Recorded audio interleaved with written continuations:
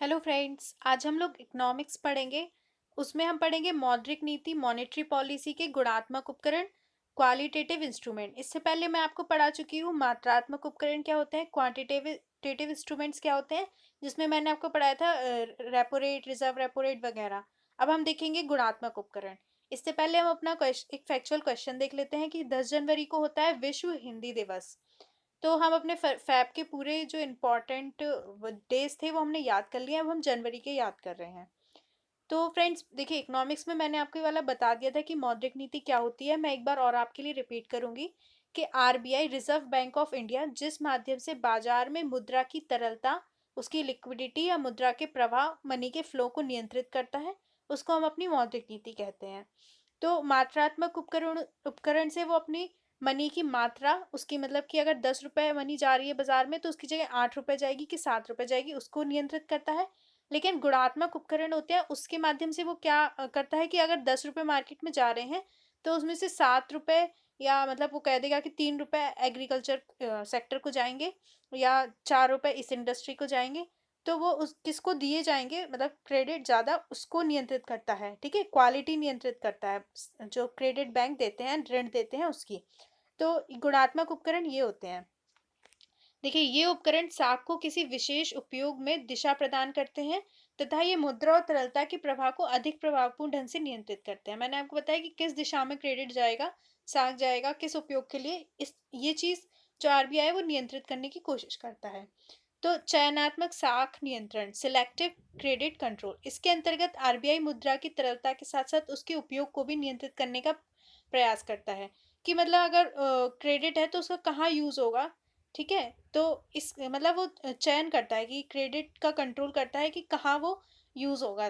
तो इसके अंतर्गत कुछ उपकरण आते हैं। जो पहला उपकरण है वो है सीमांत उपकरण, मार्जिन रिक्वायरमेंट। देखिए, पहले मैं आपको बताती हूँ मार्जिन क्या होता है।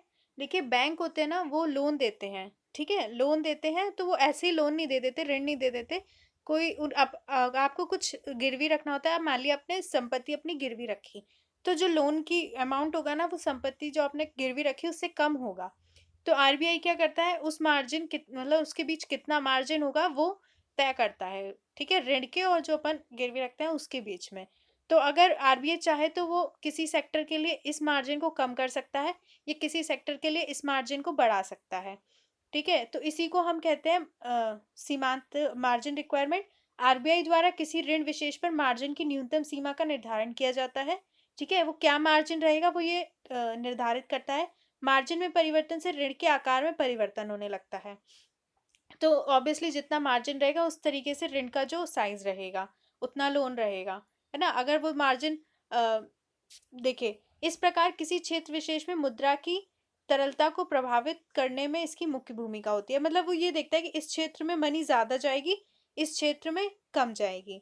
अगर वो चाहेगा कि किसी सेक्टर में मतलब ज्यादा ऋण जाए तो वो जो मार्जिन होगा उसको कम कर देगा। पर अगर वो चाहेगा कि किसी सेक्टर में ऋण मतलब ज़्यादा नहीं जाए तो वो जो मार्जिन होगा उसको बढ़ा देगा। इस तरीके से वो कंट्रोल करेगा।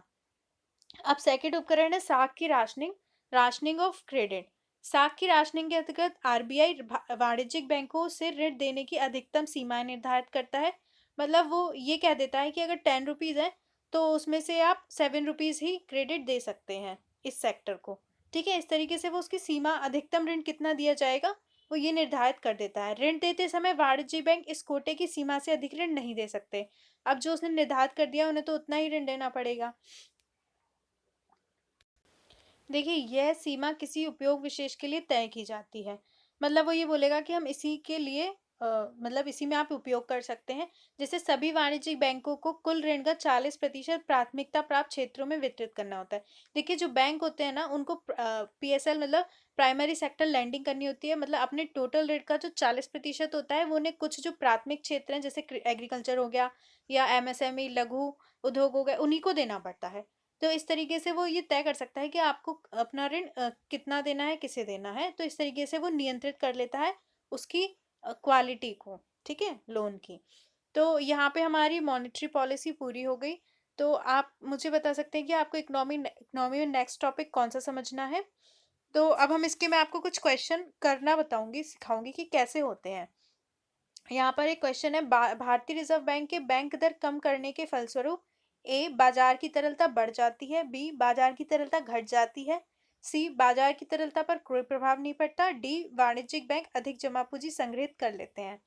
देखिए, बैंक दर कम कर दी, बैंक दर कम कर दी तो क्या होगा, जो बैंक होंगे वो लोन ज़्यादा लेंगे। लोन मतलब लोन ज़्यादा लेंगे आरबीआई से, तो वो मार्केट में लोन ज़्यादा दे सकते हैं, है ना। तो बाजार की तरलता क्या होगी, बढ़ ही जाएगी, है ना। मनी की लिक्विडिटी बढ़ेगी। और बी, ए सही होगा इसका, लिक्विडिटी घट जाएगी। नहीं, ऐसा नहीं होगा।